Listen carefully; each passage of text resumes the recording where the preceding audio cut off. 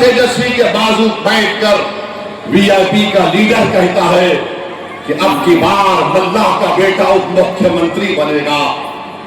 मैं आपसे वादा कर रहा हूं, अगर मल्लाह का बेटा उप मुख्यमंत्री बनेगा तो बताओ मेरे अमूर की जनता, क्या अब्दुल्लाह का बेटा मुख्यमंत्री नहीं बन सकता? बताओ, क्या मोहम्मद का बेटा मुख्यमंत्री नहीं बन सकता बिहार का? क्या अबू बकर का बेटा मुख्यमंत्री नहीं बन सकता? क्या फातिमा का बेटा मुख्यमंत्री नहीं बन सकता? तो ये लड़ाई मुख्यमंत्री बनाने की है। अब असदुद्दीन ओवैसी उप मुख्यमंत्री पर राजी नहीं होगा, मुख्यमंत्री होगा सीमांचल का।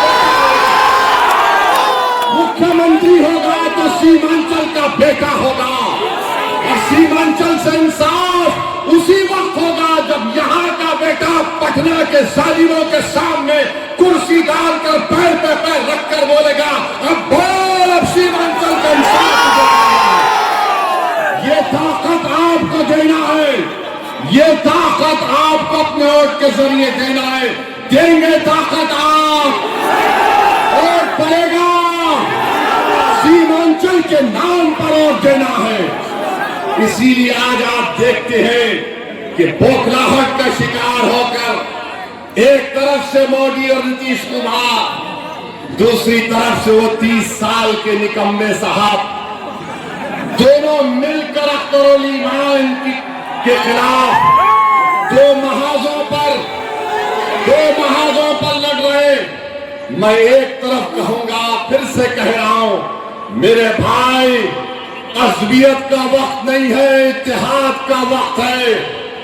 याद रखो, तुम्हारी शनाख्त सुरजापुरी भी है, तुम्हारी शनाख्त कुलैया भी है, तुम्हारी शनाख्त शेरशाहबादी भी है।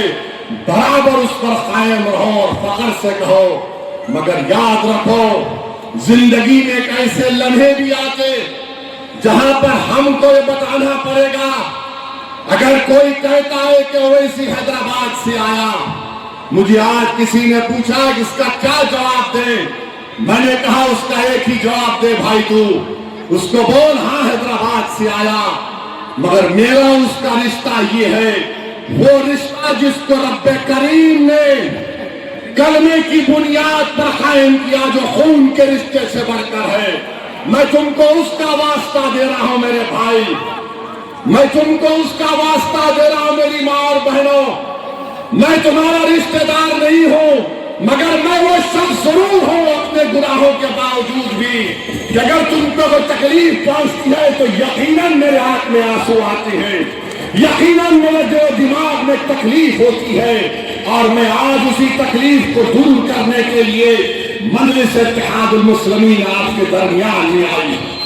मेरे अजीज दोस्तों और बुजुर्गों, अपने इत्तेहाद को मजबूत करिए, डरने और घबराने की जरूरत नहीं है। मैं आपसे वादा कर रहा हूं, जितने काम इस विधानसभा में अभी होना बाकी है वो मेरी जिम्मेदारी है, वो मेरी जिम्मेदारी है। अगर वो काम नहीं होंगे तो 5 साल के बाद असदुद्दीन ओवैसी इस विधानसभा को तुम्हारे दरमियान में नहीं आएगा।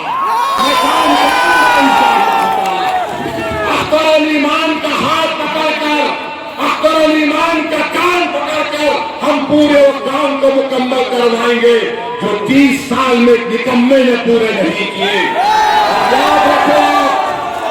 याद रखो, जो जेडीयू का उम्मीदवार है वो मोदी का चेहरा है, जो जेडीयू का उम्मीदवार है वो मोदी का एजेंट है, जिसने हमारे वक्त के खिलाफ कानून बनाया। तो मेरे अजीज दोस्तों और बुजुर्गों, 800 करोड़ के काम अख्तर ईमान इस किताब में बता रहे कि 5 साल में हुए। इंशाअल्लाह ताला आपका साथ रहा तो बचने वाले गयूर लोग हैं।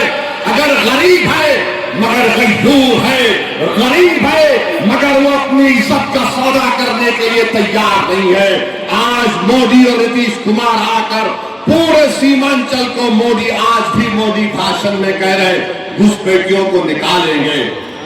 क्या आप नहीं देख रहे अखबारात में कि महाराष्ट्र से, हमारे मुर्शिदाबाद से बंगाली बोलने वाले भारत के नागरिकों को बंबई से, पूना से पकड़कर लाया गया, उनको ले जाकर बांग्लादेश में फेंक दिया गया। कलकत्ता हाई कोर्ट में केस चल रहा है। और अगर तुम्हारी आवाज नहीं होगी अमूर की जनता, तो कौन लड़ेगा? क्या तुम उसका साथ दोगे जिसको 30 साल तुमने साथ दिया, जो आज तुम्हारे दरमियान में कभी नजर नहीं आया?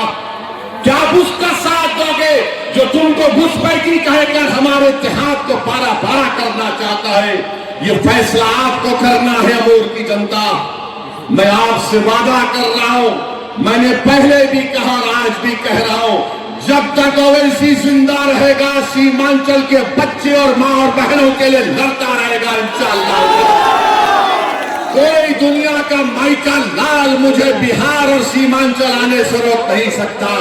अरे मेरे मुखालिफिन जो कहते कह दो, मुझे कोई चीज का फर्क नहीं पड़ता, मगर एक बात तुमको जानना पड़ेगा कि आखिर अख्तरुल ईमान से इतनी दुश्मनी क्यों है? आखिर अख्तरुल ईमान से दुश्मनी क्यों है? दुश्मनी इसलिए है कि ये असेंबली में बहुत बोलता है।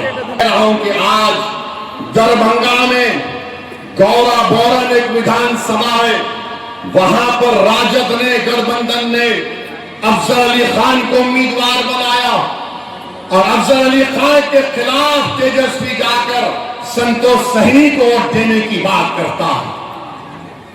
बोलो गठबंधन के लोग, तुम्हारा उम्मीदवार अफजल अली खान और तेजस्वी जाकर कहता है कि संतोष सहनी को वोट दो। कितना रुस्वा तुम हमको करोगे? और लोग बोलते हो वैसी भड़काऊ भाषण देता है। मैं भड़काऊ भाषण नहीं दे रहा हूं, मैं मुबारकबाद दे रहा हूं वीआईपी पार्टी के जिम्मेदारों को कि वो 3-3.5% है, मगर उन्होंने अपने इत्तेहाद का सबूत दिया। 17% अल्पसंख्यक समाज मुसलमान है, बिहार में सबसे बड़ा समाज है, मगर आज आप देख लीजिए कि किसी के मुंह में जबान तो है, मगर बोलने की जरूरत नहीं है, बोलने की जरूरत नहीं है।